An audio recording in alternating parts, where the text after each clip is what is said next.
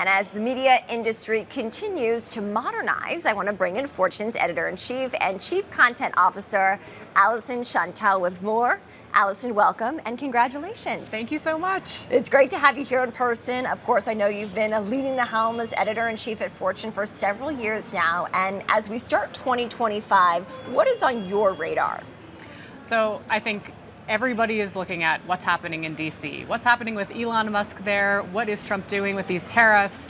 Where all eyes are on Washington. I just came back from the World Economic Forum a few weeks ago, and even though the administration wasn't there because of the inauguration, all eyes were on the executive orders, what's happening in DC, what's the US doing, and how's it going to really change the rest of the world. So that's the focus for us, as the business lens of that. What are the economic impacts? 95 years is really important, a 95th anniversary, of course, at Fortune. So we've talked about what is immediately on tap, but as you look to the next 95 years of this brand that you lead editorially, what does that look like?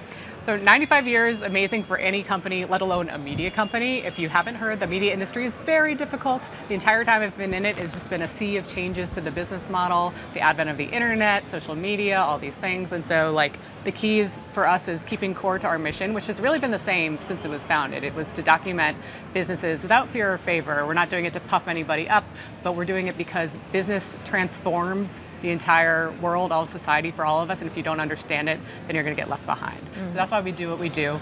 But as we look ahead, there's obviously a lot of changes still coming. We're still seeing how AI is going to shake out in the industry. I generally think that there's a place for Fortune in terms of quality is a scarcity, and that's exactly what we do. And trusted journalism is also a scarcity these days. That's something that we've been in service of readers for 95 years.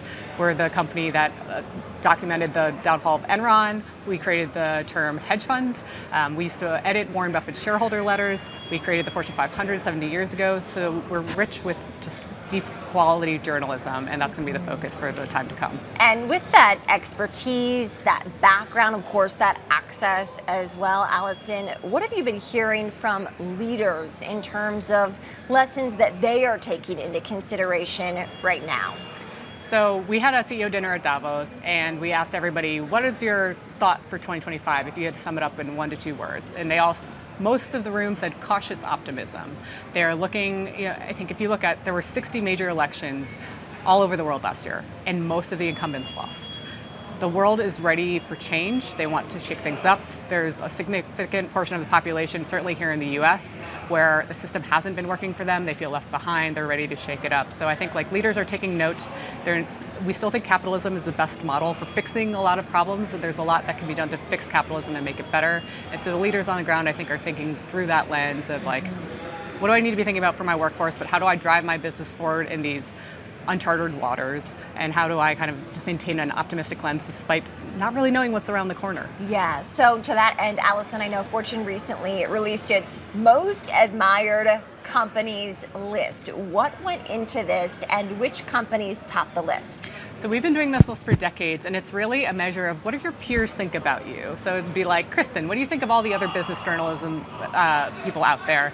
Rank them.